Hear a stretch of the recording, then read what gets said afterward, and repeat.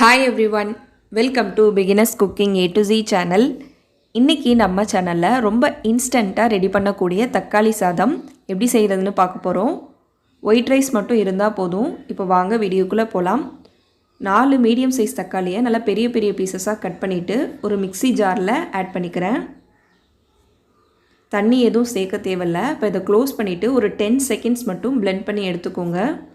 Open பண்ணி பார்க்கலாம். நல்ல ஸ்மூத் பேஸ்டா நமக்கு ரெடி ஆயிருச்சு.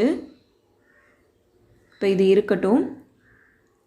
நெக்ஸ்ட் ஒரு கடாயில 1 டேபிள்ஸ்பூன் அளவு ஆயில் சேர்த்துக்கிறேன். ஆயில் நல்லா சூடானதும் 1 டீஸ்பூன் கடுகு சேர்த்துக்கலாம். 2 காஞ்ச மிளகாய் ஆட் பண்ணிக்கோங்க. 1 கொத்து கருவேப்பிலை ஆட் பண்ணிக்கலாம். இப்போ கடுகு நல்லா பொரியட்டும். இதை நல்லா கலந்து விட்டுக்கோங்க.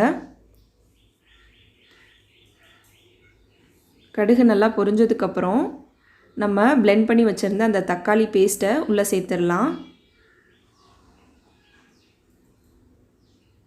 இப்போ ஒரு தடவை நல்லா கலந்து விட்டுக்கோங்க.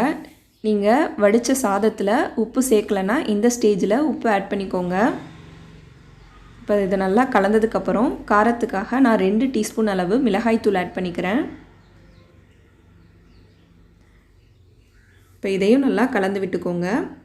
நமக்கு தக்காளியோட ரா ஸ்மெல் போகணும். ஸோ அதுக்காக ஸ்டவ்வை நல்லா ஹை ஃப்ளேமில் வச்சுட்டு கடாயை க்ளோஸ் பண்ணிவிட்டு ஒரு 3 மினிட்ஸ்க்கு வேக வச்சு எடுத்துக்கோங்க. நல்லா ஹை ஃப்ளேம்லேயே இருக்கட்டும். 3 மினிட்ஸ் ஆயிடுச்சு. ஓப்பன் பண்ணி பார்க்கலாம். நம்ம தக்காளியை blend பண்ணாமல் டைரெக்டாக சேர்த்தோன்னா அது ஒரு பேஸ்ட் ஆகிறதுக்கு ரொம்ப நேரம் ஆகும். ஆனால் இந்த மாதிரி நீங்கள் மிக்சியில் blend பண்ணிவிட்டு ஆட் பண்ணிங்கன்னா உங்களுக்கு சீக்கிரமே குக் ஆயிரும். இப்போ தக்காளியோட ரா ஸ்மெல் எல்லாமே போயிருச்சு. இந்த ஸ்டேஜில் நம்ம ரைஸ் ஆட் பண்ணிக்கலாம். வேக வச்சு எடுத்த சாதம் 2 கப் ஆட் பண்ணிக்கிறேன். இந்த அளவு 3 பேர் சாப்பிட்றதுக்கான அளவு. இப்போ இதை நல்லா மிக்ஸ் பண்ணிக்கோங்க. உங்களுக்கு இன்னும் ரிச்சாக வேணும்னா நீங்கள் தாளிக்கும் போதே 1 டீஸ்பூன் அளவு இஞ்சி பூண்டு பேஸ்ட்டு கூட ஆட் பண்ணிக்கலாம். நல்லா கலந்ததுக்கப்புறம் ஃபைனலாக கொஞ்சமாக கொத்தமல்லி தூவிட்டு ஸ்டவ் ஆஃப் பண்ணிடுங்க. ரொம்ப ஈஸியாக செஞ்சாலும் இது ரொம்பவே டேஸ்ட்டாக இருக்கும். கண்டிப்பாக எல்லோரும் ட்ரை பண்ணி பார்க்கலாம். அப்படியே இந்த வீடியோ பிடிச்சிருந்தா ஒரு லைக் பண்ணுங்கள். ஒயிட் ரைஸ் மட்டும் இருந்தால் போதும். 5 மினிட்ஸை விட ரொம்ப குறைவான நேரத்தில் இதை குக் பண்ணி எடுத்துடலாம். இதை கண்டிப்பாக ட்ரை பண்ணி பாருங்கள். தேங்க்யூ.